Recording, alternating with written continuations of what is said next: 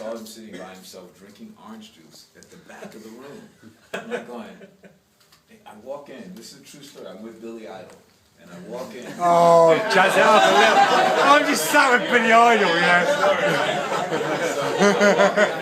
And it's Billy Idol and myself, and I didn't see David. Well, I sort of saw him at the beginning, but I wasn't quite sure that was him.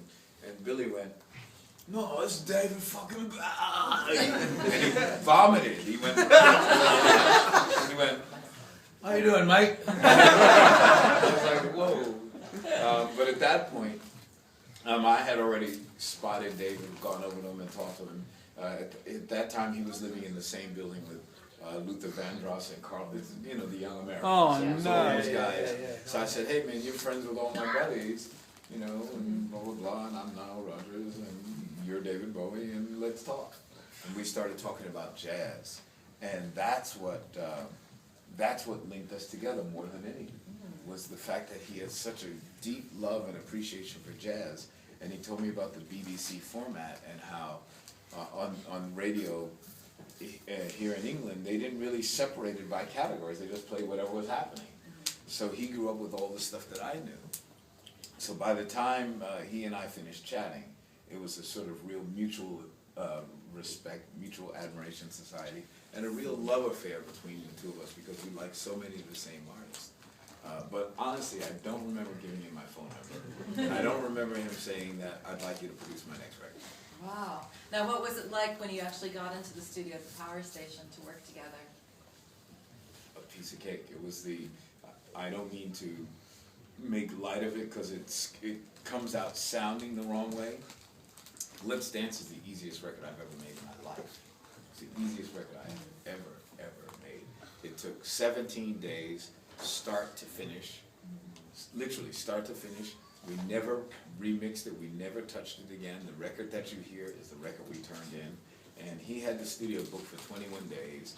And most rock artists, when they book studios, they block book studios for huge amounts of time because that's just the difference in the mentality. Whereas black artists, we have very limited budgets. We never block book a studio. We never keep it 24 hours a day. We do it in 8-hour shifts. So because Let's Dance was done between David and myself, I just did it like a black record. I just said, hey, let's do it in 8-hour shifts. And so we did it in 8-hour shifts in 17 days. Done, end of story. Which is the way I did almost every record. Yeah, that's quite a feat.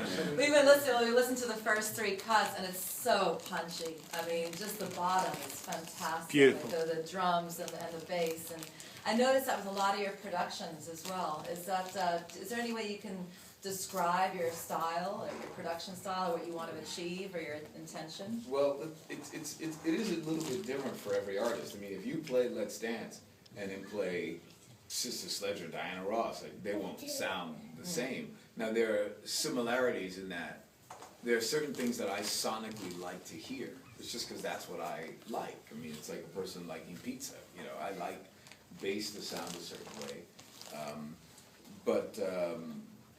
The thing that was happening is that at the time, technology was developing. And we were starting to explore subsonic frequencies, but they weren't as common like as they are now. Yeah, And everything's exactly. 808. Yeah, really low. Yeah. But in those days, we still were mixing records on Oratone speakers. So we had and Oratones were these, you know, very, very sort of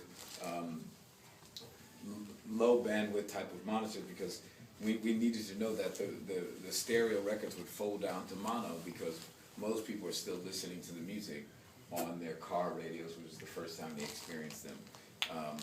And even car radios in those days weren't very sophisticated. Those were big selling points, you know, stereo. But so most of the radios were mono, and even by 1983, we still had that same consciousness as it was in 1963. It was still, you know, do your records fold down to mono very well? So that particular cut, Let's Dance, there are a lot of stereo tricks going on in it. And that's because as the technology was starting to expand, we were going along with what was happening. And we also knew that even though it was called Let's Dance and it was probably going to be played in a club, the thing that most people don't realize is that clubs are not wired in stereo. Nightclubs have the speakers left, right, right, all around the room. Because if they did stereo, sometimes if you have an extreme recording, half of the club will be hearing something, the other half will be going, what the hell's going on? So it's always left, right. So the first time I ever heard Let's Dance in a nightclub was at a sort of a punk rock club in New York called the Mud Club. I knew it was going to be that one, yeah. And I walked in, and I had only heard it in the studio until that night I heard it at the Mud Club. And when I heard it at the Mud Club, I went, genius. You could still hear those delays, even though those speakers were left, right next to each other. So it was, bim, bim, dim, dim, dim. So it was That's really interesting. Clever idea. Yeah, really clever. I only have one more question because I know that you have to leave and go somewhere else. But can you tell us some of your favorite classic albums, your personal classic favorite albums? Oh, we'd be here all day. Just give me Wow. It's a hard question. Yeah, because it changes all the time. I mean, it's almost like your palate. Yeah. Sometimes you like one thing for a long period of time, you sort of gravitate towards it. Other times you move on. Is there something you're listening I to would recently? say that, I was thinking about what I've been listening to recently. It's probably a record you guys don't know. It's Eric Dolphy, a song called 17 West, because I was trying to figure it out and I wanted to play it.